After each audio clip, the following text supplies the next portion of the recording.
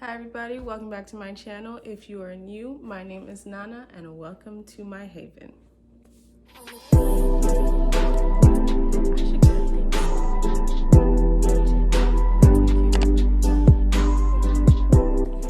Hey guys, so in today's video, I'm just gonna be kind of sharing something that I've been wanting to share. It's been on my heart for a while, and low-key, I filmed this video like a month and a half ago. But I just haven't posted it. When I went to go look at it, I didn't really like how it was going. So we're refilming, and you can probably guess what we're talking about today. This is hopefully gonna be very quick, but it's just something that took me a while to learn, and that is not everybody can get in the boat with you. Now, what do I mean by that? Okay, so we gotta take it back to undergrad. I was, I think, a sophomore in college, and I was really going through it. I was taking some really challenging classes, and it just was not going my way. Things were just falling apart left and right, and I didn't really know what to do. But I knew in the back of my mind that I wanted to do medicine, and so I was making, appointments, regular appointments with one of the advisors for pre-med students, and this particular advisor basically told me that I would not get into medical school. And I feel like this is a common encounter that pre-medical students have with advisors, especially those who are minority students. And basically, so my grades at that time were subpar. I'm not gonna lie, I'm gonna be honest, they were very subpar. And that whole interaction was just kind of very blunt. There was no empathy whatsoever. And she basically said, I don't think this is for you, but if you really want to do it, here's a list of post-bac programs. Basically, figure it out. I understand that there are hundreds of pre-med students that you have to see every day, and these meetings can't really be lengthy like I would, most people would want them to, but it was just very, very problematic for me how she addressed me. I really would have appreciated if she would have been like, okay, these are post-bac programs. What are post-bac programs? What do you do with them? How are they helpful? Are they necessary? Like, me in my state, do I really need to do that? Or can I just retake some of my classes, sort of thing? What are cheaper or more efficient ways to do that? And that's something that I'll get into in another video, but that was just really problematic. And honestly, I left her office crying. I genuinely felt like, oh, it's over. Like, there's no hope for me. Fast forward a little bit, I think it was my senior year of undergrad,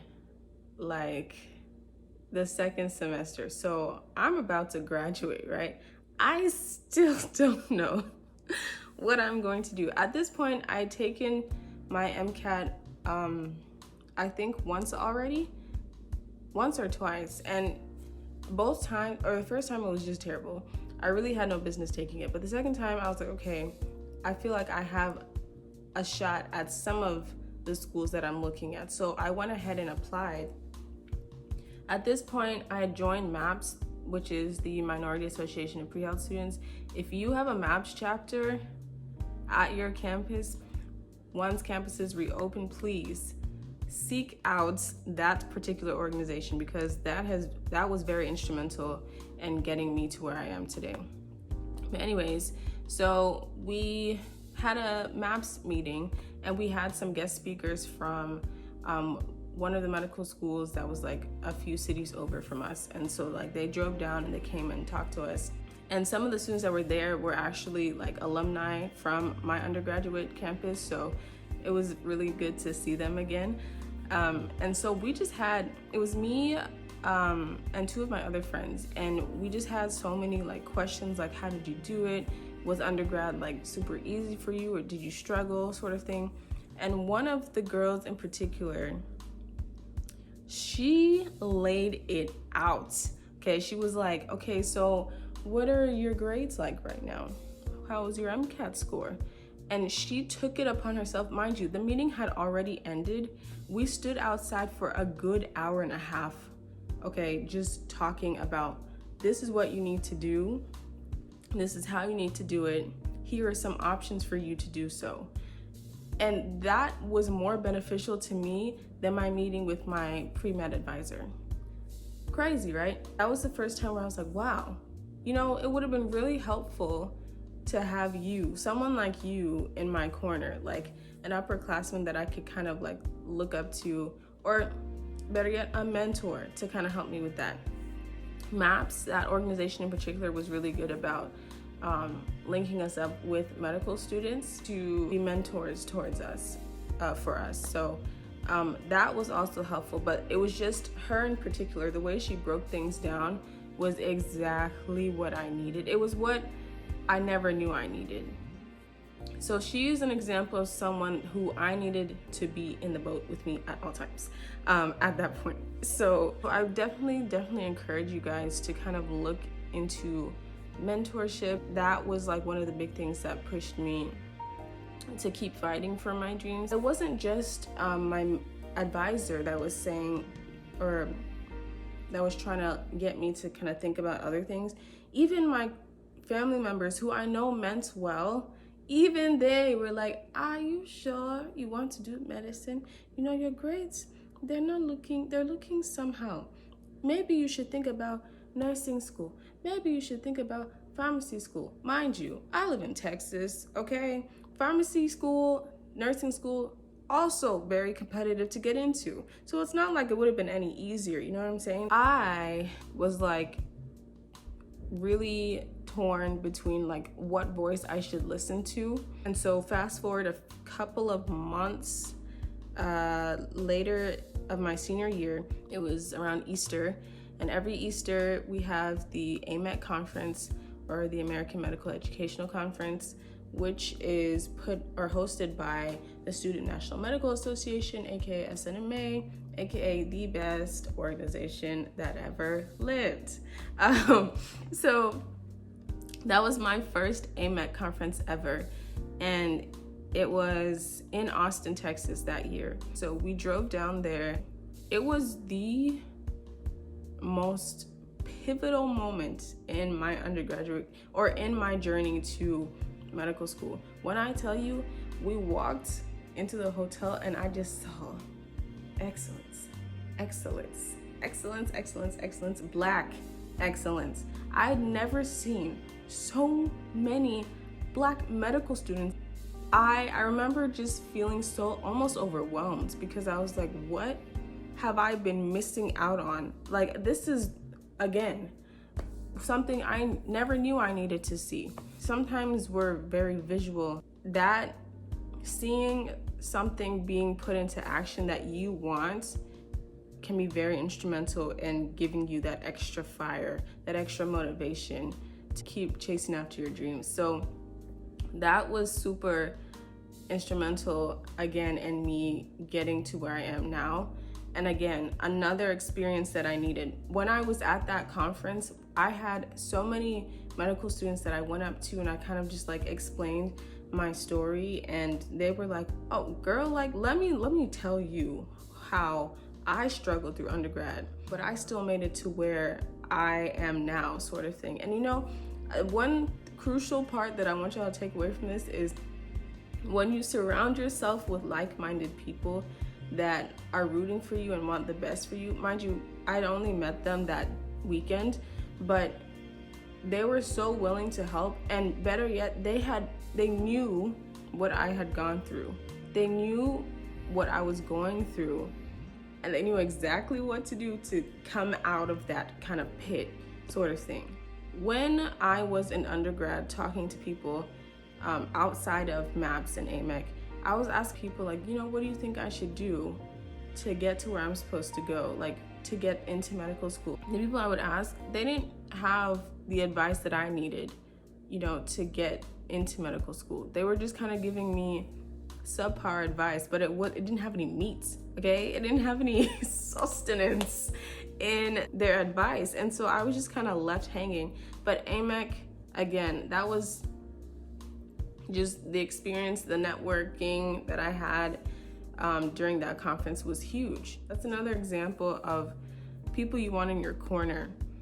The people who unknowingly were projecting their worries onto me, they are an example of people I kind of needed to push aside and not bring with me into the boat. That's where I would also say be very careful on who you tell your dreams to, because depending on how they react, what they say, remember, words have power. And so they could really just be speaking against your calling and your dreams. And that is where it is so imperative for you to kind of stir up that fire of that little girl, that little boy who dreamed of becoming a physician. They need to wake up in that moment and like speak against whatever it is that is coming against your dreams from coming true, sort of thing. And sometimes you need to speak it out loud and put it out there that, you know what, this is what I'm going to do. By God's grace, it's going to happen. Praying very specific prayers is also key during this time, because God listens to them. He really does. Caveat to that though, sometimes when you pray specific prayers and God presents you with an answer to those prayers, it may not look like what you thought it would. But I think what's so crucial in that is when you are presented with God's offering, know that that is His best for you and take it. Because at the end of the day, you're going to get to where it is that you need to be. And you're going to look back and say, I see what you were doing, God. That was another key thing I learned after graduating from college, because I didn't go straight into med school. But that's for another video. So all in all, I think the biggest thing to take away from this video is really seek out mentorship. Like, that is huge. Surround yourself with people who are going to pour into you, to speak life into you, who believe in your dreams, so much so that they're willing to tell you the truth. If your grades don't look right, they're gonna be the ones to tell you, look, I know your dreams are to go to medical school, but right now your grades are saying otherwise. So what do we need to do to fix that, sort of thing? They're gonna be real enough to tell you that, but also give you tangible goals to work towards for yourself. They're gonna help you do that. And then making tangible or providing tangible options for, like, okay, what do we do if this plan doesn't work out? Those are the things that I eventually got, but initially, you know, those first couple of years of undergrad, I was really struggling, just trying to figure it out. And it really showed in my grades. Another thing I recently watched, it was a sermon by Sarah Jakes Roberts, and she was talking about how people are tied to you. She said, there are people in your life that are tied to you who need to see you succeed so they know that God is still performing miracles. So all in all, your testimony, when you get to where you're supposed to go, is not just for you. It's for everybody else to see, because all of this is all for God's glory in the end, you know? So keep pushing, keep the faith. Your dreams, your goals you're gonna get to where you're supposed to go. It's just a matter of time. It is not a no. It's not a denial. It's just a delay. And maybe your journey to get to medicine is very just like all over the place, kind of like mine was. But eventually you get there and you're just like, wow, if I had not gone through those steps, I wouldn't be the person that I am today. And also, when you get to medical school, when you put on that white coat, when you are killing it in whatever profession it is, it doesn't have to be medical school. Just as you are extending your hand forward to shake, you know, the hands of your new network, your new mentors, the people that are gonna elevate you to the next level, don't forget to reach a hand back to the girl or the boy who is struggling the way you were. Reach back and help them get to where you are now. whether it's through pipeline programs, whether it's you physically reaching out into your community and saying, hey, like, if you're interested, this is what I did. You never know. There could be somebody who, you know, never even thought to go into medicine, but you did. And they see you doing it, they see you killing it. They're like, huh, now you've just opened up an opportunity for them, another career option for them. So that's really all I had to say, you guys. I hope this video kind of served to inspire you or to motivate you to keep going. We are in some serious, just crazy times right now, but I just really want to encourage everyone to really pour into the word, strengthen their faith, spend your time with loved ones if you are at home, or if you're like me, stuck studying for boards. Keep going. Like, remember the girl or the boy that was just like hungry to get into medicine, that was so hungry that they would do anything to get in. Wake them up. This is the time that we need to wake them up more than ever and push through. But don't forget to take care of yourselves as well. So that's all I have. I hope you guys have a great day, a blessed day, and I'll see you guys in the next one.